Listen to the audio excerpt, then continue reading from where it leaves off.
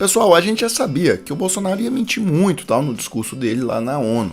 Mas realmente ele se superou. O discurso dele teve 12 minutos e 20 segundos. A gente vai só pegar algumas principais mentiras, né? Porque ia demorar demais. Imagina ficar desmentindo 12 minutos de discurso. Ia dar um vídeo aqui de mais de meia hora. Então a gente vai pegar só alguns trechos principais e mostrar pra vocês como que esse sujeito mentiu. Venho aqui mostrar o Brasil diferente daquilo publicado em jornais ou visto em televisões.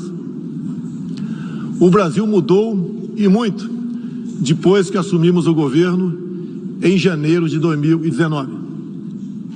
Estamos há 2 anos e 8 meses sem qualquer caso concreto de corrupção. Então, aqui a gente podia ficar horas falando, né, do Flávio Bolsonaro, da família dele, esquema de rachadinha, o Carlos também, das mansões que eles compraram. Essa aí da foto, né, de 6 milhões de reais, sendo que o Ministério Público do Estado do Rio de Janeiro disse que o Flávio roubou exatamente 6 milhões de reais. E a outra, né, essa do Jair Renan, o do mais novo, o mais novo tem uma mais simplesinha, tá? Só 3,2 milhões. Mas aí o passador de pano do governo pode falar, não, mas isso aí foi antes dele virar presidente. Então beleza. Então a gente passa, né, pro esquema de compra de vacina superfaturada lá, que só não foi comprada porque o Luiz Miranda, né, o irmão do Luiz Miranda, fez a denúncia. Então um servidor lá estável do Ministério da Saúde. Aí você pode falar, mas não chegou a ser feito o pagamento, porque teve a denúncia antes. Ok, mas é o seguinte, a partir disso teve toda uma investigação, tá, sobre o Ministério da Saúde, e toda semana tem uma batida policial da Polícia Federal lá. E os assuntos já são outros, não é só vacina. Tem corrupção na compra de medicamentos de alto custo lá no Ministério. Também não é só a Polícia Federal que está identificando uma corrupção monstruosa no Ministério da Saúde do Bolsonaro. O Tribunal de Contas da União suspendeu um aditivo de um contrato que autorizava o Ministério da Saúde a pagar 18 vezes mais pelo serviço de transporte de insumos, né, para essa tal dessa empresa VTC Log.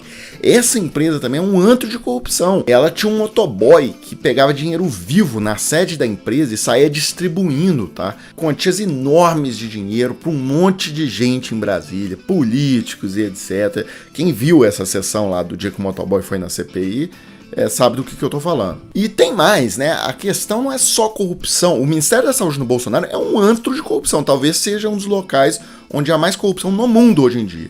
Mas quem tá aí o Alexandre Saraiva na tela, né? Quem se lembra que o Ministério do Meio Ambiente também é outro antro de corrupção, né? O Salles protegendo madeireiros ilegais e tal.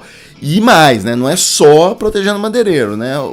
Pegaram transações de 14 milhões de reais no escritório de advocacia, que tem a mãe dele com 99% e ele com 1%, mas enfim, a gente sabe como é que funciona. O escritório, obviamente, é do Ricardo Salles. Então vocês percebem que assim, bastou 10 segundos de fala do Bolsonaro para já despejar esse caminhão de mentiras, né?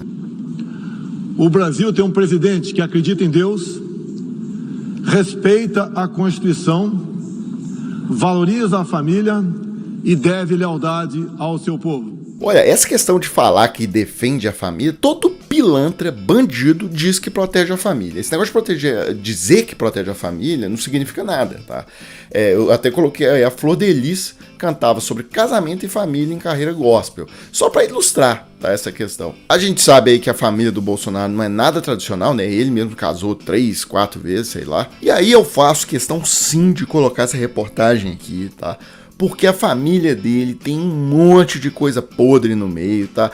Esse assunto nem me interessa tanto, mas enfim, Bolsonaro passou o comando da rachadinha para Flávio e Carlos após descobrir traição de Ana Cristina. Diz naquela série, né, de entrevistas do ex-empregado e tal.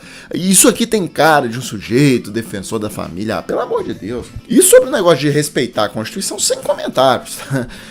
A gente viu aí essa série do Bolsonaro todo dia tentando golpe de Estado, tentou no 7 de setembro. Dizem que em maio de 2020 ele deu também uma ordem para fechar o Supremo Tribunal Federal. Agora no 7 de setembro falou que não ia mais cumprir decisão judicial, tal, depois voltou atrás. É um cara, o tempo inteiro trabalhando pelo golpe de Estado. Isso é muito. É uma história da base se levarmos em conta que estávamos à beira do socialismo. Nossas estatais davam prejuízos de bilhões de dólares no passado. Hoje são lucrativas. Isso aqui é mentira 100%, tá? Assim, em 2018, que foi o último ano antes dele, tá? Notícia do governo, tá? Esse é o site, gov.br, esse é o site do governo federal. O cara nem combinar para tirar a matéria do ar, tá? E vai lá, mente na ONU sem piedade com a matéria no site do governo. Empresas estatais federais registraram um lucro de 70 bilhões em 2018. Nosso Banco de Desenvolvimento era usado para financiar obras em países comunistas, sem garantias. Quem honrava esses compromissos era o próprio povo brasileiro. Aqui ele falou duas mentiras diferentes. Primeiro, ele mesmo, quando entrou, a primeira coisa que ele fez foi contratar uma auditoria de 48 milhões de reais, um escritório dos Estados Unidos, tá? Para analisar tudo o que o BNDES fez entre 2005 e 2018.